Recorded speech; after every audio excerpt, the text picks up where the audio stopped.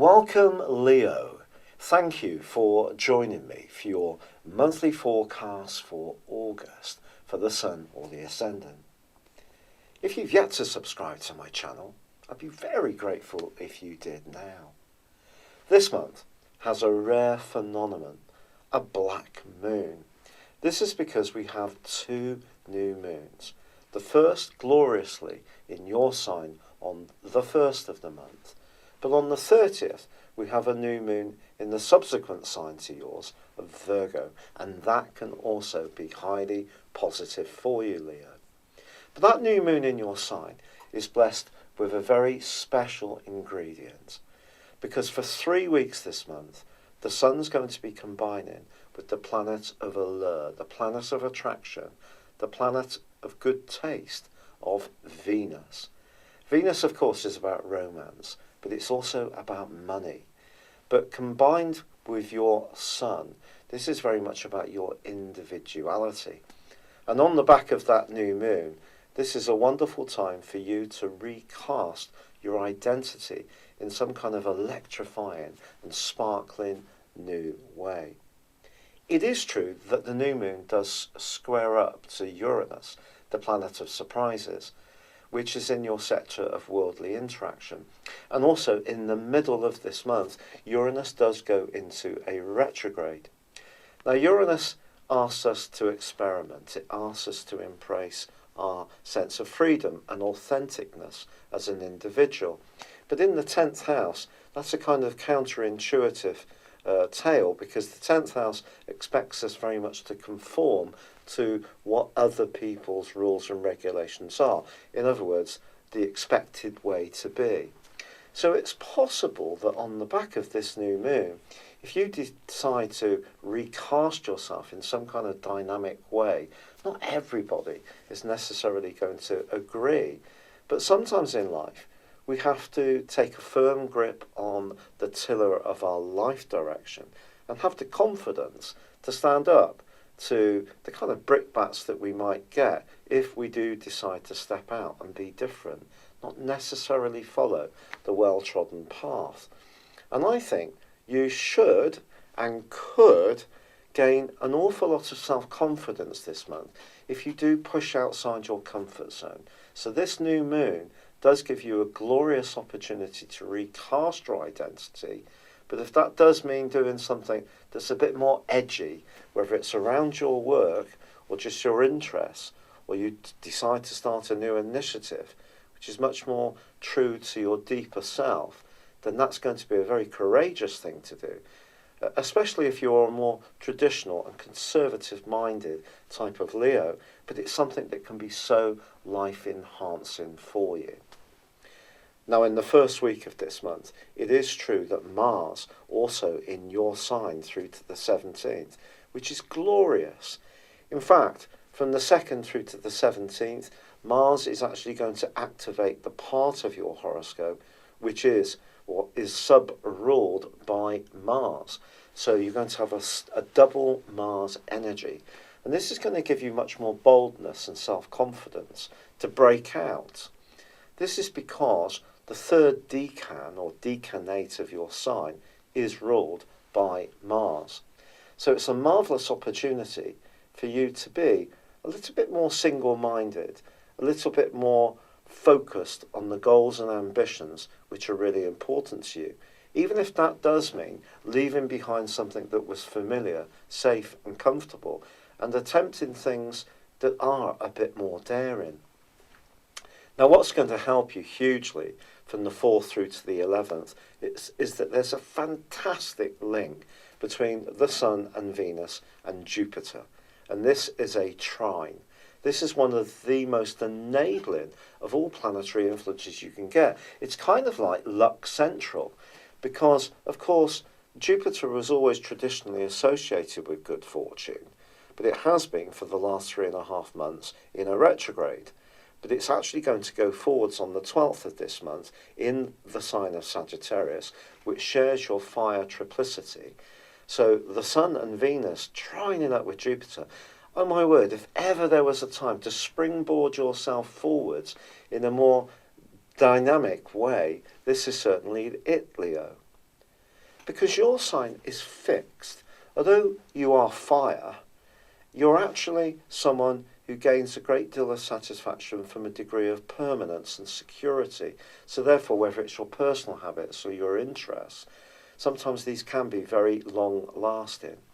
But I think what you're being asked to do, especially from the 4th through to the 11th, is really go for it. Just see where faith, self-confidence and belief, and perhaps even a little bit of risk-taking will actually take you.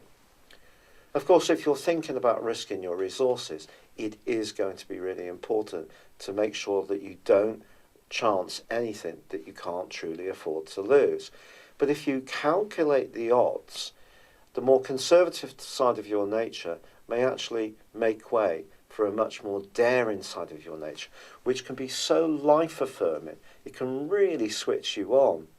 And this is going to build up in its process from the 12th, because Mercury comes back into your sign.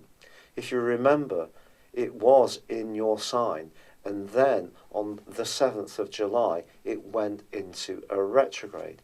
It reversed out of your sign back into Mercury on the 18th of July, and on the 2nd of this month, Mercury goes direct. So if there has been a situation, perhaps it's been a private worry, perhaps it's been to do with a plan that you had actioned, but then it had foundered in some way. It hadn't quite gained the momentum you wanted. Other people hadn't quite given you the support you expected, or there were some complexes in the back of your mind about whether this was the right way to go. It's also possible, because of all that very powerful energy that's dominated June and July, that you've gone through a degree of self-doubt or tests. These may have been physical challenges, they may have been psychological ones, they may have been around your relationships. But as you come into this month, I have to say that the developing energy here with Mars, the Sun and Venus all giving you so much support is something to really behold. Even the full moon, which occurs in your opposite sign of the 15th in the sign of Aquarius, is actually in opposition with Venus as well as the Sun. So Venus and the Sun are opposite the moon.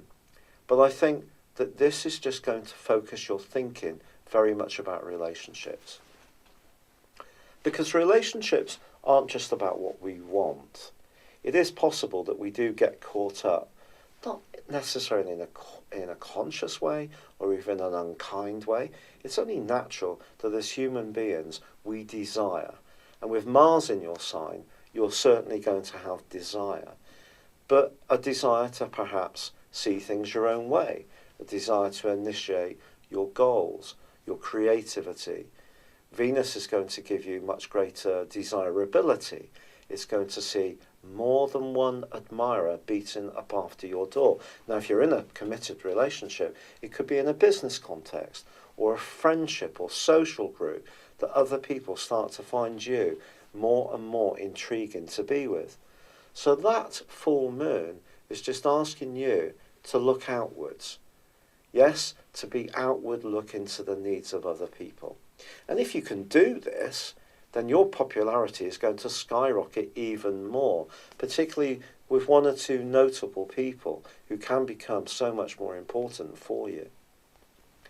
Now from the 18th, Mars does move out of your sign into Virgo. This is going to be a transit that lasts 6 weeks. Mars going through Virgo is an interesting one because Mars is about desire, it's about instant gratification, it's about action, it's about masculine energy, it's about sex. But in the sign of Virgo, it can become a bit more self-sacrificing. If you can turn the creativity that you've been developing in the earlier parts of this month into something more tangible in the last 10 days, you're going to have a huge improvement in your circumstances. Because on the 21st, Venus moves into this area.